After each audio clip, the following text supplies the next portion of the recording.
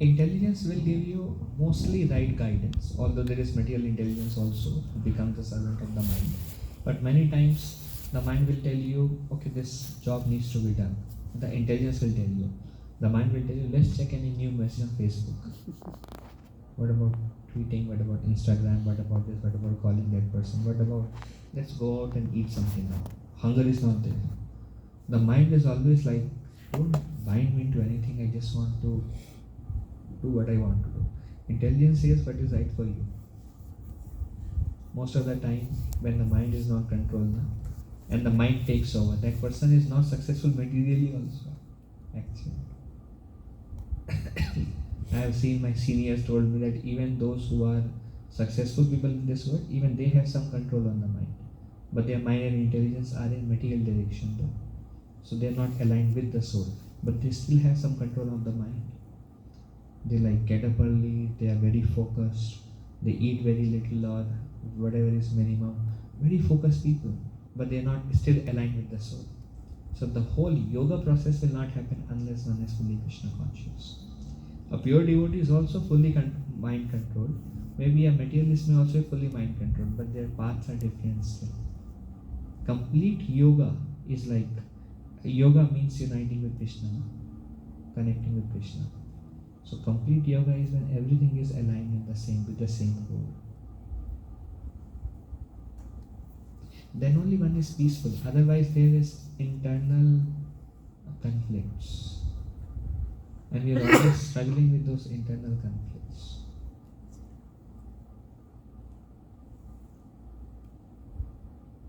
And what helps the mind? It is a Manastrayati mantra. It is the mantra which helps the mind to become controlled. Krishna says very strongly in 6th chapter. Krishna says one must use the mind to deliver oneself, and one must not use the mind to entangle. But if you actually see, like Bhaktivinoda Thakur, in his utter humility, he says at the end, he says, my life is wasted in sense gratification. We really see our minds are meant more. We are afraid of controlling our mind because the mind is so much in actually control. Small things, small steps. The mind is so much in control. But it is our spiritual practice, and the first thing that comes is a desire comes that no, I want to be liberated from my mind, or I want my mind to be my friend, and then the process starts. And then when we start trying to control the mind, then we see that the mind says, don't fight with me. And then the only option we have is taking shelter of Krishna. Krishna, please help me.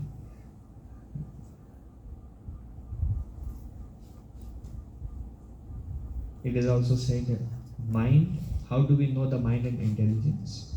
Mind wants to repeat pleasurable experiences. Repeat pleasurable experiences. That's what mind wants. I have gone to the movie, I like it, I want to go now. That restaurant is good, that is not good. So mind just wants to enjoy. Like a child, cranky, and wherever he finds happiness, mind wants to do that more. Intelligence speaks on the principle of what is actually good from life perspective. Mind is like, yes. I was going to say the Prabhupada also said that the function of the mind is sochiti and kanchati, always hankering and lamenting. Mm. So we're finding that our mind, we're thinking like this, hankering and lamenting. You know, that's the material mind, right?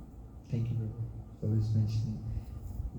Either the mind is always hankering, I want this, or lamenting, I could not get this. You want a particular food and the shop is closed, and the mind is like, I really want it, now I'm not happy. I didn't get what I want. So it's small thing also mind will limit.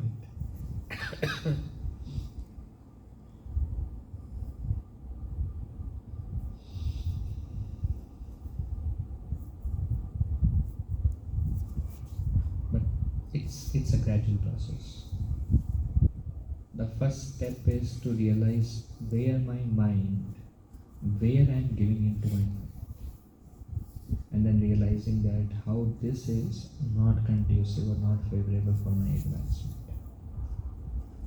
and then taking some actions. That is little difficult because most of the time we want to be in comfort zone. We don't want to, what do we say? We don't want to face the mind, or we don't want to make a counter with the mind because we are afraid of, oh, that will be too difficult. So first is accepting, realizing what is not good, where my mind is taking over me, and then we make some steps to do things where my mind has taken over me, and then we realize we are able to do it sometime, and then sometime we fail, and then we realize that actually by my own self I cannot overcome the stubbornness of my mind, and then we take shelter of Krishna. Krishna, please help me, I am helpless in this situation. First we may think I can do it, then when we start doing it we realize actually no, I can't do it. He's more stronger than who I believed he was. And then we take shelter of Krishna. And then those who are able to do it, a particular places where they are able to control the mind, we think they are able to do it, I can also do it. But then we don't realize it takes decades to get to where they are and what I'm not able to do.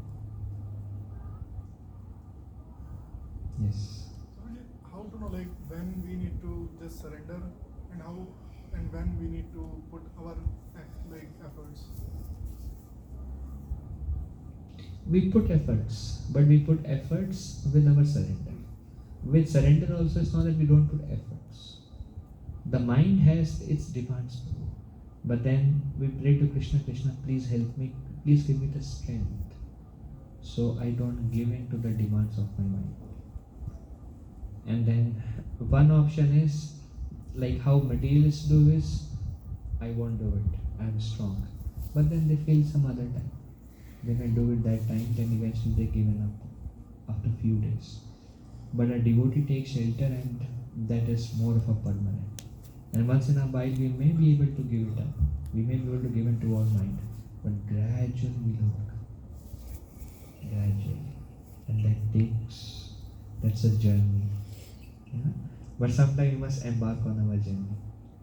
But also some of the things which at some point of time maybe some of the things are mind. Prabhupada also said if you are very strict with the mind,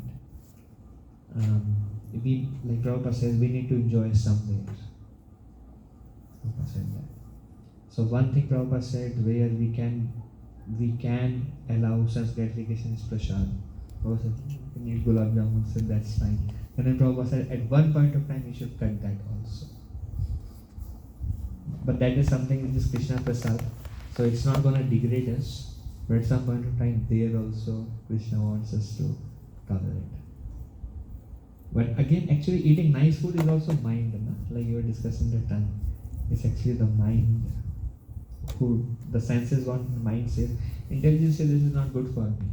But if the mind is strong, it's hard. And how strong the mind is based on how much we have fed the mind in that direction, and that much strong he is now. And to come out of that loop, it's very easy to go inside. Like see, downhill you run, but when you have to go uphill, arre, to bahut mushkil hai. And you downhill you keep running. So this path of self gratification is downhill. You keep running. Then you want to come out and you're like, oh, now I'm caught up in this. All right. Durga Prasad Prabhu, all glories to you.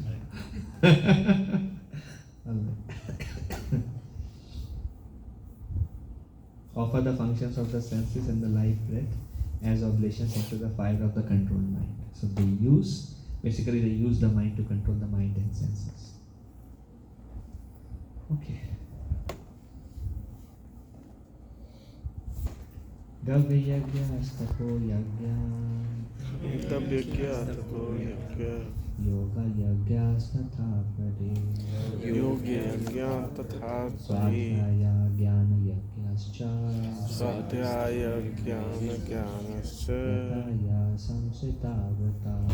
Yataya samsita.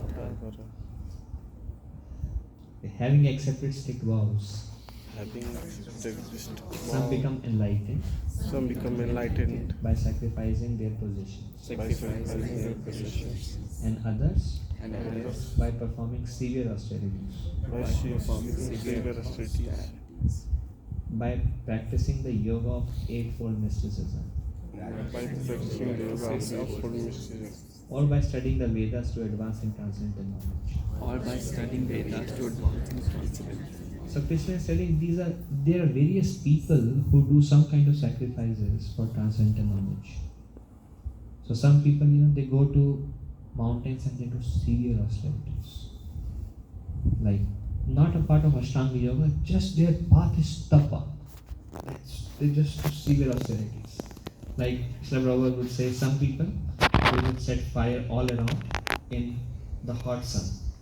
How many of us turn on AC when we drive and when it is very hot day? Immediately, right? And if the AC is not working, we're like, oh no, so difficult.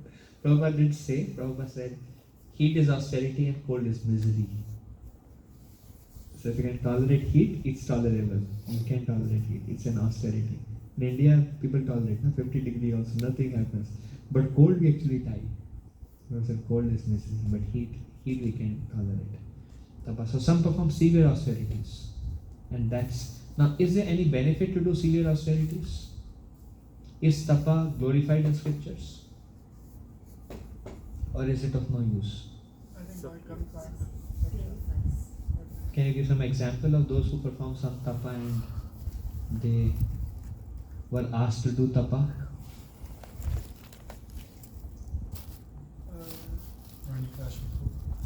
Hiranyakashipu performed tapa. And what was the result of that? Hiranyakashipu was a great demon and he performed tapa, stand on one leg, very hot, raised his hand and he chanted Om Namo Brahma Devaya Namaha. Om Namo Brahma Devaya Namaha. And he performed severe austerities. But then he became very powerful he received the darshan of Brahma. And Brahma says, I'm so pleased with your austerity that nobody in future will be able to perform such austerity that you have. So you can ask for any benediction you want. So there is some place where else tapa is glorified. Did Lord Vishnu say, I'm very much pleased by tapa anywhere in scriptures? Did Lord Vishnu glorify? Sometimes he say, tapa is no need, just chant the holy name and tapa is good, yes. Dhruv Maharaj performed tapa. And he also chanted the mantra Om Namo Bhagwate. So it's mixed of tapa and bhakti. Bali Maharaj. Huh? Bali Maharaj. What tapa he do? Donation. That's not tapa. That's the first tapa. Another tapa example that I remember is Brahma. What happened when Brahma was born? And Brahma was not able to find who he is and he's trying to find his source. Then he heard a sound. What does the sound say? Tapa. And then he performed austerities. And then Lord Narayan appeared to him and Lord Narayan says, I'm very pleased with your austerities. You can ask any benediction from me now. So tapa is glorified and Krishna is telling some people take that path as a sacrifice. Some are grihasthas, some are brahmacharis and some are just mind control and some do severe austerities. Okay, good. It is said that what is the recommended tapa for us? Kedavalli no morning and chant Hare Krishna. That itself is tapasya for this age. Okay. It is so difficult to have tapa in Kali. Yeah, it is difficult, but then we see Rishabdev teaching. And Rishabdev teaching, he says, Tapodhyana puttaka eva sattva. So he says that human life is meant for tapa. When devotee asked Prabhupada, should we fast on Ram Navami? Can we fast till noon?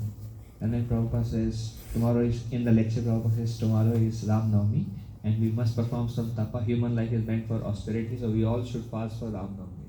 So Prabhupada is using tapa at certain places. He's not telling people to go to the forest and do these severe things, but he's emphasizing that tapa is required. And also, it is said that human life is meant for tapasya. Everybody is doing one or other form of tapasya anyways. Everyone is doing tapa in their life, but the only thing is the purpose or the results that they are aiming for is different from those tapa. Like, has any been gone to Niagara Falls? Wow, a lot of people have gone to Niagara Falls. How many hours drive? How many hours drive? 4 hours. That's it? 4 hours only? 5 hours. 4 and 5 hours. So 7 hours. So is there tapa in that? Is it easy to sit in one place and drive 7 hours? There is a tapa, but then the purpose of tapa is sense dedication. Like, I'm not saying don't go, you want to go, it's up to you. Make that Krishna conscious also. Don't say Shyaman doesn't never go to Niagara Falls. But I'm saying people are doing tapa in this life. How many of you work 8 to 5? Many of you work 8 to 5. Is there tapa in that? Madhi Mataji said, how much tapasya is there? Tapa has to be there. How many like to cook 3 times a day? I asked one family, she said, Prabhu, I cook 3 times a day. I said, Mati, lot of austerity. They are doing their tapa. How many of you have taken care of small children? 6 months. How much tapasya is that?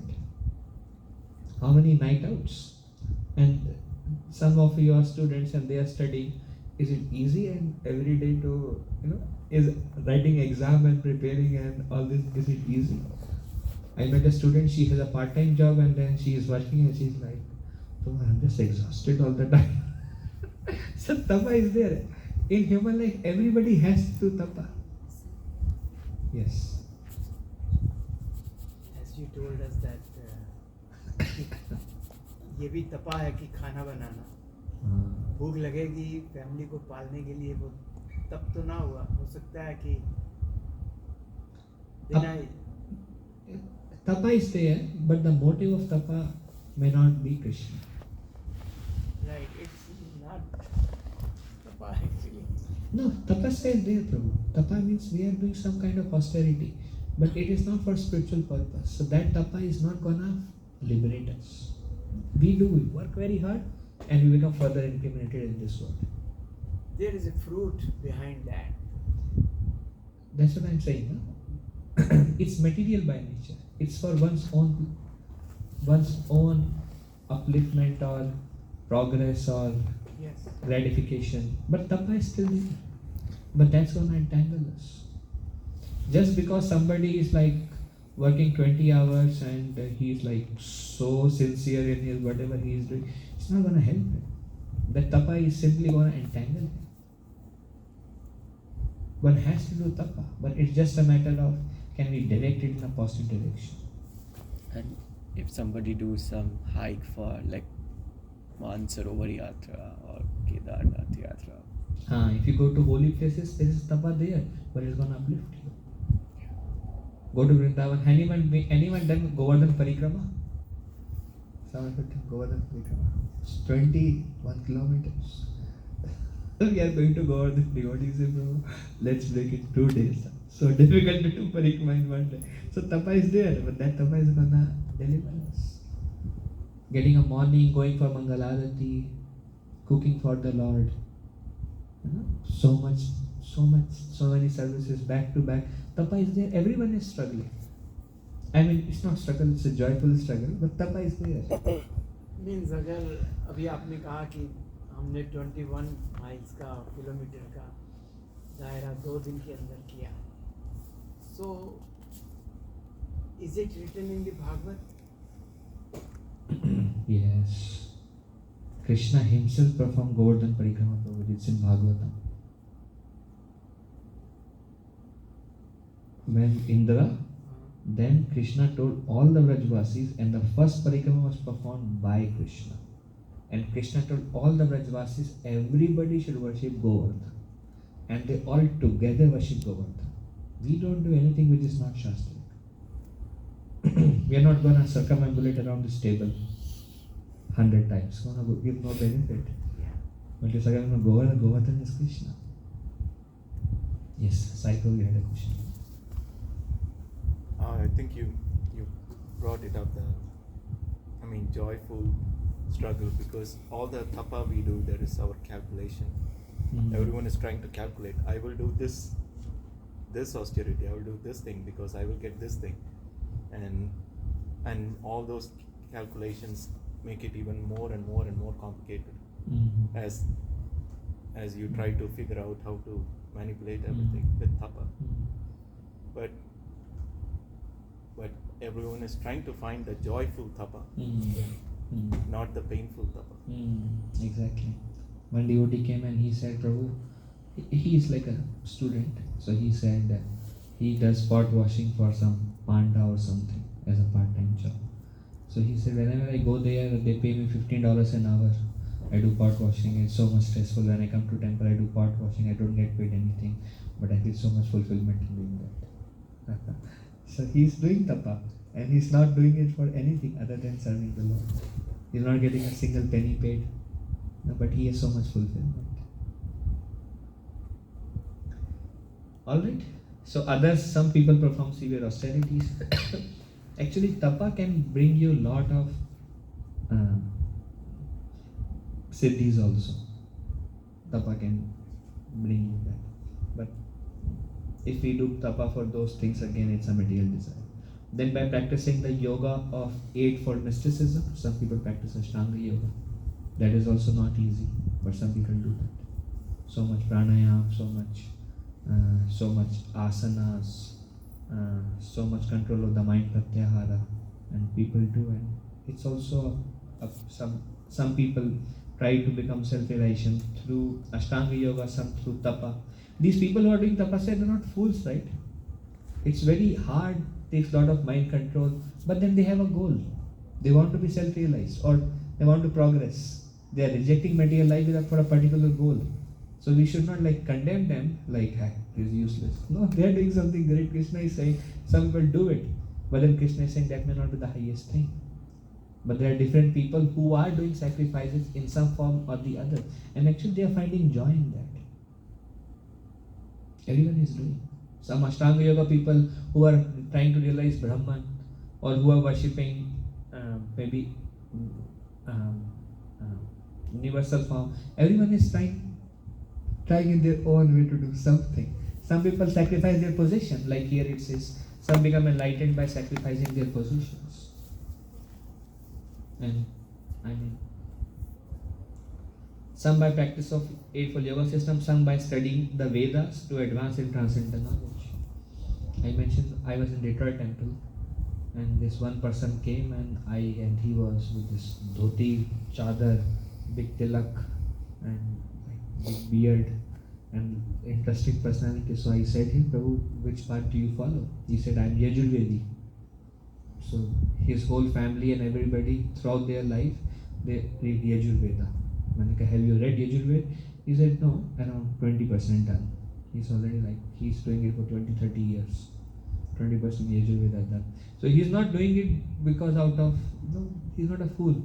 But he's doing it because he is told this is the way to make progress, or that's how you advance.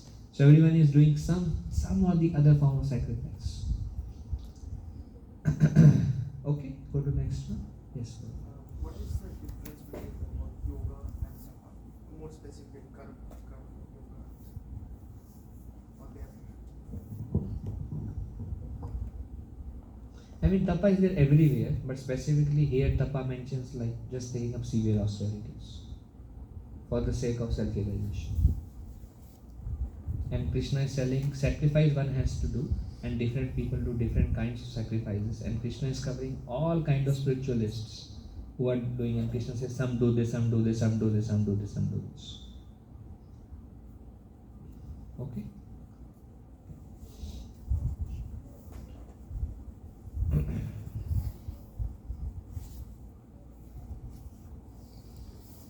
Apane juvati pranam, अपाने जुवति प्राणम prane panam tatha pare, प्राणे प्राणम तथा परे pranapana gati rutva, प्राणपाना गतिरुद्ध्वा pranayama parayana, प्राणायामा परायण apare niyatahara, अपरे नियताहार prana praneshu juvati, प्राण प्राणेषु Teshu Juvati.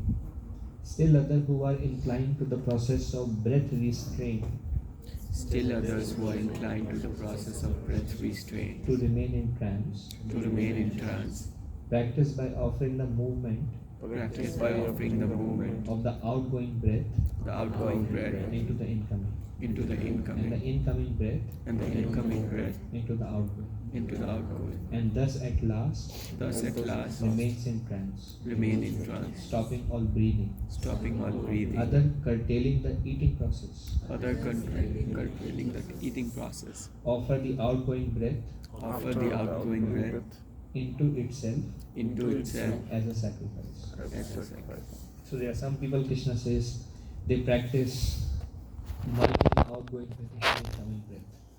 And gradually by practice they stop breathing. And that's a kind of sacrifice they do. And they stop the eating process also. Somebody was sharing, this is few years back, a yogi who was like, they were digging, they were trying to build a temple or something, so they were digging the ground, and underneath there was a sadhu, and he was staying there for maybe 180 years, and he was still alive and not eating anything, and no air is coming. He is deep under the ground and he's just practicing the yoga, and he hasn't eaten anything for so many years or done. So there are such people who are there. His body was all melted actually. His skin was melted because of no air and something. But there are some people who do such kind of austerities also. It's a sacrifice. Different people do different kinds of sacrifice. Okay, anything here?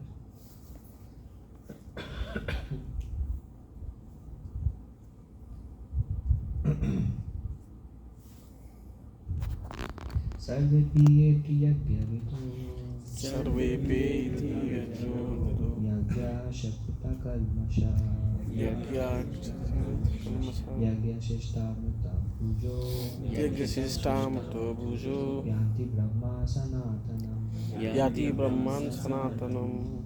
All these performers All these performers who know the meaning of sacrifice Who know the meaning of sacrifice become cleansed of sinful reactions, become cleansed from sin. and having tasted the nectar of the results of sacrifice, Having tasted the nectar of results of sacrifice, they advance toward they advance towards the supreme eternal atmosphere. this supreme eternal atmosphere. So one thing that sacrifice helps us become cleansed from sinful reactions. And one example that I remember is there was an interaction between Vishnu Dutas and Yam Dutas in the case of Ajamin. You know the story, he was very sinful and he chanted name of Narayan, but Yam Dutas found him very sinful. They came to take him away, and Vishnu Dutas came because he chanted Narayan. They stopped him and there was a conversation. And Vishnu Dutas said, he is pure, why are you taking him? Yamduta said, sir, you look very effulgent, but why are you supporting adharma by supporting him? He is a fully adharmic person. You seem to be a religious person. These people, you are so effulgent. Why are you doing such inauspicious act by stopping us? Then Narayan said, no, he has nothing in his account. He is completely pure. Then they said, no, he has done so many things. How can you say he is completely pure? Then the Yamdutas, they said, he has not performed any austerities. He has not performed any sacrifice. He had just engaged in religious acts. How can you say he is free? So there they said about he has not performed any tapa, any sacrifice. So here it says that all these performers who know the meaning of sacrifice become cleansed of sinful reactions. So those who do all these things, Krishna says, they become cleansed of sinful reactions and they move towards a spiritual atmosphere. That may not be the highest thing, but the goal, different people do all these things, is to make some kind of spiritual progress towards eternal spiritual atmosphere. Good?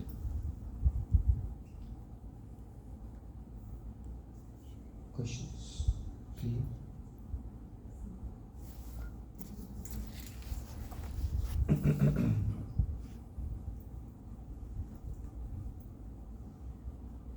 Nayam lokosti ayagyasya Nayam Loko Esti Aisasya Otonya Kuru Sattama. Goto Nayam Kusattata. O best of the Kuru dynasty, That's the best difference. Without sacrifice, Without sacrifice, one can never live happily one can never live happily on this planet on this planet or in this life. or in this life. What then on the next? What then? So Krishna says, without sacrifice, one cannot be happy on this planet. One cannot be happy in this life. What if he cannot be happy in this life? What to speak of the next? A person who does not perform sacrifice can never be happy. So Krishna is telling sacrifice must be done. Everybody performs some or other kind of sacrifice. I mean, different people do different kind of sacrifice. Not everybody, but these are various ways people perform sacrifice. And without that, they cannot be happy in this life or the next or in this planet.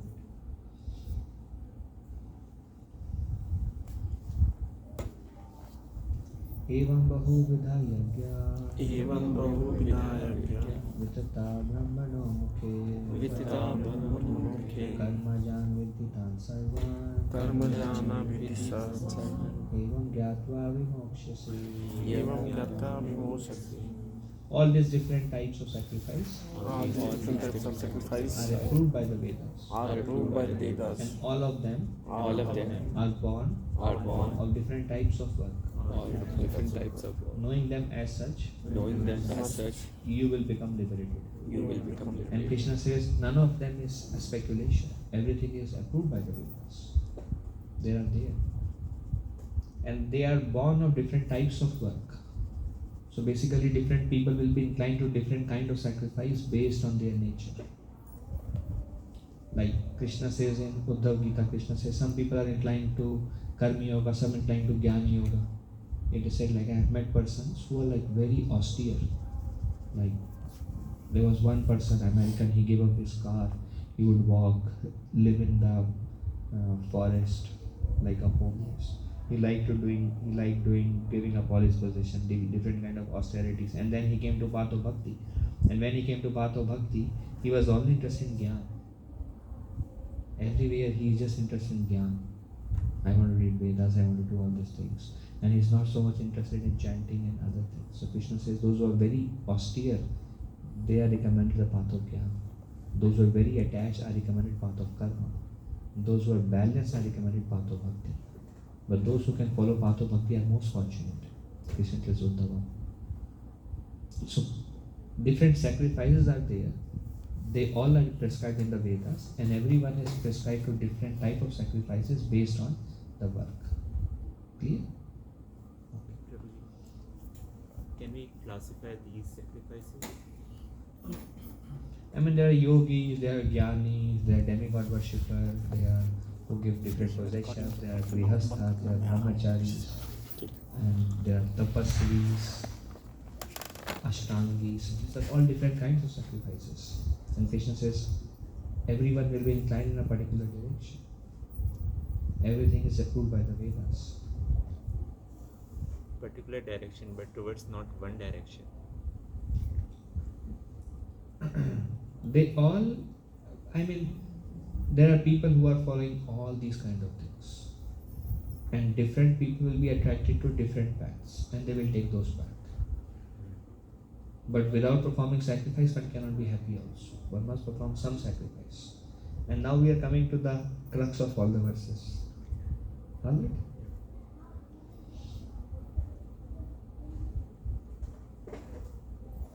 Shreyantravyam maya yagya Jnana yagya parantapa Sarvam karma khilam partha Sarvam karma khilam partha Jnane parishamapyate. Jnane parishamapyate. O chastiser of the enemy, the sacrifice performed in knowledge Sacrifice performed in is knowledge better than the mere sacrifice of material possessions. is better than the mere sacrifice of material possessions. After all, O son of Pritha, O son of all, Pritha, all sacrifices of work all sacrifices of work culminate in transcendental knowledge. culminate in transcendental So knowledge. help them to become self-realized. All these sacrifices. It is said that when a person is like, when we are absorbed in about ourselves and about our material progress and about kind of sense gratification, it's very difficult to think about what is the real true purpose of life or get transcendental knowledge. But there are different kind of sacrifices, and when people do some kind of tapa, do some kind of sacrifices, all of them culminate in transcendental knowledge. Sacrifice performed in knowledge is better than the sacrifice of material possession. Some people sacrifice just by giving donations or those kind of things. So sacrifice in knowledge is better than just sacrifice of mere possessions, material possessions. And the goal of all sacrifice over culminating transcendental knowledge. Good? Any question? Any discussion? The knowledge is only gyan. Gyan to know yourself or to know the God. Or the Know gyan is ourselves, to- know God, know about this material world. Everything is part of transcendental knowledge. It's beyond. It's about knowing everything.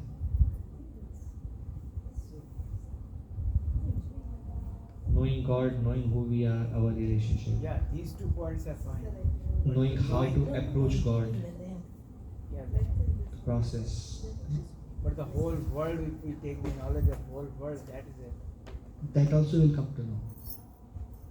Like Sukadeva Goswami is describing the whole world, different planetary systems, and what does the lower planet look like, higher planet look like, how many kinds of animals. Today we had Bhagwatam discussion, and we were discussing about the Sarga and Visarga, creation by Vishnu, creation by Brahma, the 10 kinds of process in the creation. So much detail Sukadeva Goswami is describing. That's all transcendental knowledge.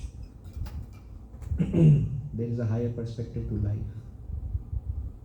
They understand the word. People who don't understand everything, they are just too busy with their life. Limited. Going, Limited. going to work, come back, I have my salary and I have my friends and I have my loved ones, and next day same thing, and free time, go to the mall, go to the movie, go to the restaurant and do this, and the life is over. They don't realize there's a way bigger thing, purpose in life. They are just too much absorbed in a small shell, and for them that shell is everything. So then different people who want to come out and gain transcendental knowledge, they perform different kinds of sacrifice. Purpose of all the sacrifice is to know higher principles in life. Okay. Go ahead. I was going to say, like, normally people tend to think Krishna is talking about Karma Yoga, Jnana Yoga. I will follow one of them, and whichever is suitable for me, which I like, I will follow. But there is a hierarchy that Yes. Karma Yoga is included in Jnana Yoga, Jnana Yoga is included in Dhyana, and Dhyana, all of them culminate in Bhakti Yoga, Yeah. included in Bhakti. Yeah. So that will come in future. So right now, Krishna is describing a base, and Krishna is telling all of these are approved by the Vedas. They all make progress. It's all towards a spiritual atmosphere. Right now, Krishna is not given that hierarchy. He will bring that. This is like building up. He's explaining to Arjuna, but it's not the culmination. It's a beginning of the chapter, like beginning of the description. Alright. Any other question? Okay.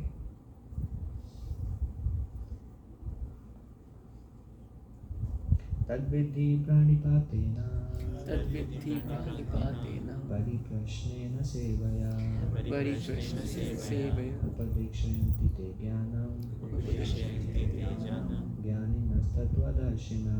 ज्ञानिनः There is a mool verse of this chapter, or the most important verse of this chapter. Just try to learn the truth Just try to learn the truth by approaching a spiritual master. by approaching a spiritual master. Inquire from him submissively Inquire from him services and render service unto him. And render service unto The him. self-realized souls self-realized Self-realized can souls impart knowledge can impart onto knowledge you onto you because they have seen the truth. because they have seen it. So Krishna says so many people perform different kinds of sacrifice. And what is the purpose of sacrifice? Culminates in transcendental knowledge. So Krishna is just try to approach a spiritual master. Means you are trying to do so much things to get transcendental knowledge. That's the purpose of all the sacrifice. You just approach spiritual master and try to acquire knowledge from him. Who is the spiritual master in this paragraph? Just beginning this verse. We'll continue this will speak on that subject matter. So just try to approach the truth by spiritual master. Who is a spiritual master is mentioned as who has seen the truth. A spiritual master is somebody who is self-realized. So like Prabhupada says, who is spiritual master? Prabhupada says, one who is Uttamadhikari. Uttamadhikari means one who has realized Krishna and one who sees Krishna in the heart of all living beings and one who is fully self-realized. Not everybody can become spiritual master. I mean, they can become spiritual master, but they won't be able to give translated knowledge. Only, see, if you have $20, somebody asks $20, you can say, take it. If you have $1, somebody $20, what will you say? Sir, bankrupt. I don't have anything. We cannot give what we don't have. So when we are not realized, how can we give somebody self-realization? We cannot give what we don't have. So only those who have realized Krishna can give the realization of Krishna to others. So it means in India there are so many gurus, so many nabis, so many. That's what they call themselves guru. No? We don't call them as a guru. They are not spiritual masters. We can check. Are they self-realized? Are they coming from a bona fide disciplic succession? One of the four sampradayas. Are they connected? Have they themselves studied all the Vedas? Have they explained all the Vedas? All the Vedas means Bhagavatam, Bhagavad Gita. Have they studied it? Have they understood? Are they applying it? No. Then the answer is there.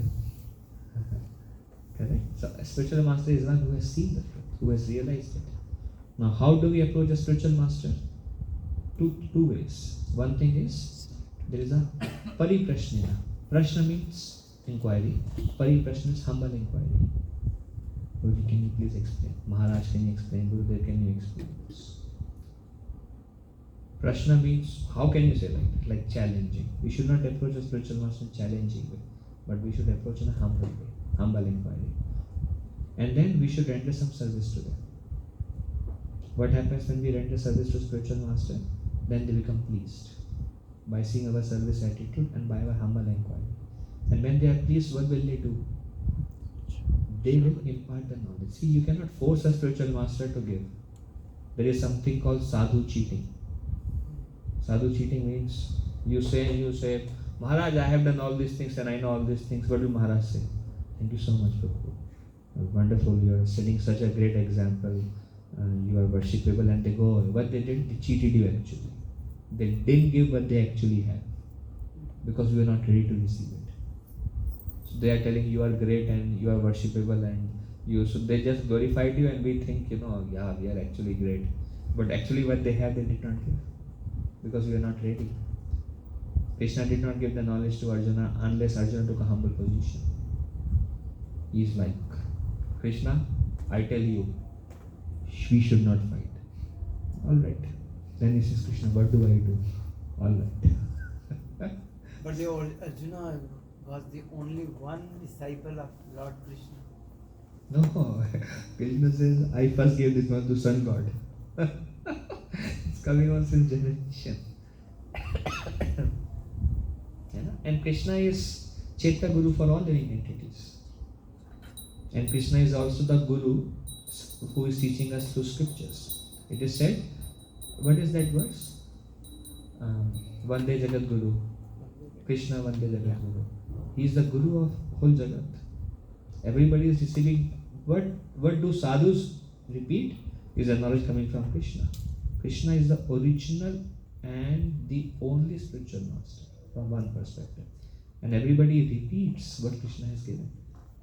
One devotee asked my spiritual master, Maharaj, do you know everything? Maharaj says, I know whatever Krishna reveals to me.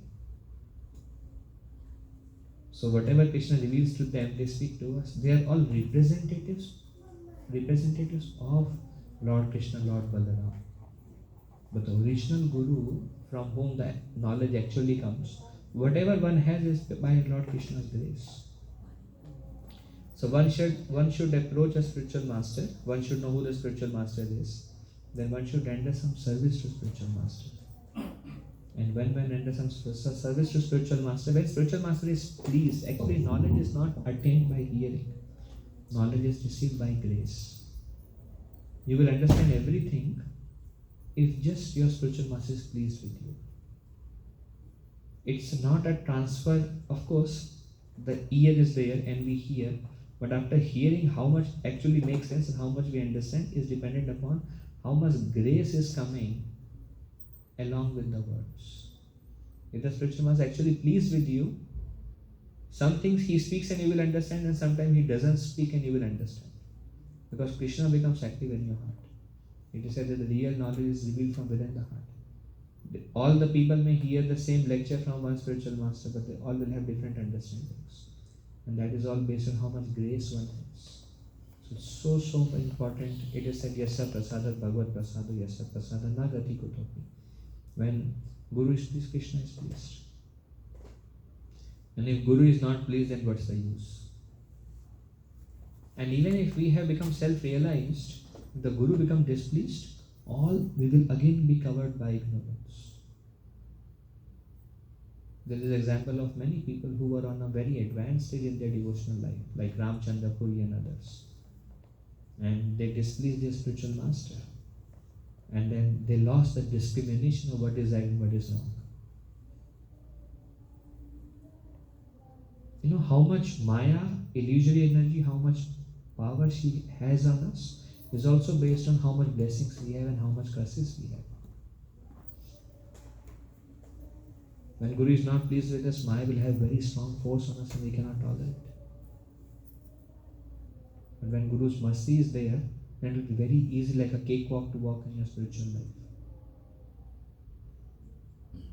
It is also said in one of the verses that one who has pleased his spiritual master, all the Vedic knowledge is revealed to him from within the heart.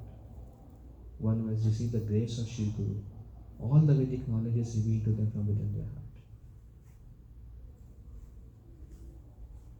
So it is about approaching a spiritual master, rendering service unto them, humbly inquiring.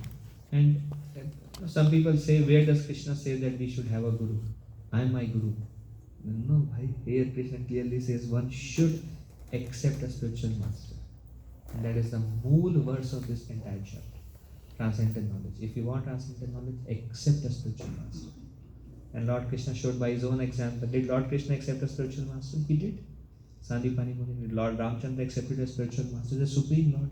But when they are coming to set a good example, they are themselves accepting spiritual master. Vishwamitra Muni was there.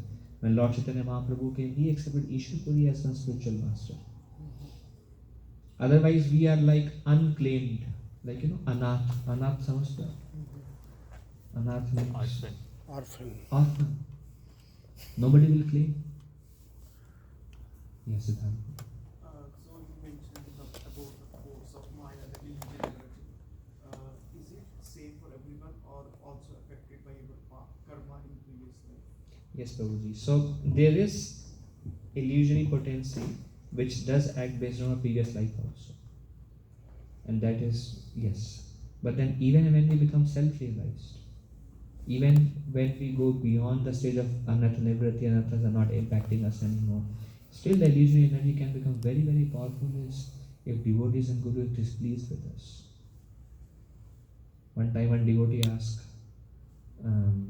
there was a discussion between, anyways, little more intimate, about brahmacharya and how is it that some people are not able to practice brahmacharya. And people give different answers, but actual answer is some or the other way illusory energy is strong. Yugal Kishore Prabhu was the sannyasi, very powerful sannyasi. He said, Maharaj, you had danda and you had so many disciples and followers and so much. Maharaj would come and all the temple bells will ring, that much power. And then he gave up his ashram. Then Prabhuji asked Maharaj, how is, because Prabhuji was very friendly with him. So how is it that such a change? And he said, Yugal Kishore, when Maya attacks, you don't know what to do, what not to do. Just the discrimination is not there. The illusion energy is very powerful. She can make us fall down like, we are like so susceptible to her illusion energy. She doesn't have to do anything. Like, that's it. We cannot survive. Prabhupada said, this is Krishna's energy. How can we fight Krishna's energy? But then, when she herself reduces her grip on us, that is our only hope. And they said, by the grace of Vaishnavas, our spiritual potency we develop gradually. But and that Prabhupada says, even if we are breaking the regulative principles, if the spiritual master is pleased, still even after breaking regulative principles, one will make very grand spiritual progress. Prabhupada told his disciples who were Westerners and they were not. Prabhupada says, if the Guru is pleased, then even if you are breaking regulative principles, still you can make so much progress. Prabhupada is emphasizing on how important it is to please one's spiritual master or rendering service to one's spiritual master. And the concept of spiritual mastery is not dedicated to one person. We should apply that to all the Vaishnavas. There is a lecture by Gaurang Prabhu, it says, collect blessings, don't collect curses. One person was there, he says, he was like very strong devotee and he says, I want Maya to test me. Yoga Prabhu told him, Prabhu, I think it's not a good prayer. He said, no, Prabhuji. He would Prabhu, full control on his senses. He would eat whenever he wants and whatever he wants and no salt, no sugar, like just raw food and full control, and he became so like, let her test me. He committed some Vaishnava aparadh and that's it. I don't want to say what happened. Then Roji told me, I told you don't pray like that. You had a question? No, I wanted to give an example. So, Adi Shankara had a disciple who was very simple. And I think his name was Giri. He was very simple and he would just wash his pots and do such things. And so his other more jnani disciples were making fun of, why are you teaching that for a boy? He just sleeps in your lecture. But Adi Shankara, he wanted to show the power of just serving with bhakti, the spiritual master. So within his heart, he gave him all knowledge instantly. And then that disciple, Giri, he just came running, singing many beautiful shlokas. And he was one of the acharyas of the Shankara Sampradaya, Totaka Acharya. Amazing. If Guru is pleased and Krishna is pleased, your life is set. But it's not a one-time thing. It's a constant endeavor. It's not like I please, now my life is successful. Yeah, that moment, but next time if it displeased, then life will become unsuccessful also. It's a way of life. We live in such a way that our life, our activities, our words, our behavior, our actions are pleasing to Guru and Krishna. Guru and Gauranga, Guru and Krishna. And then spiritual life becomes very easy. What is the cause of good chanting? Blessings. What is the cause of bad chanting? Curses. That's what it is. We can't do anything without blessings. Everything is based on blessings. Our progress is based on blessings.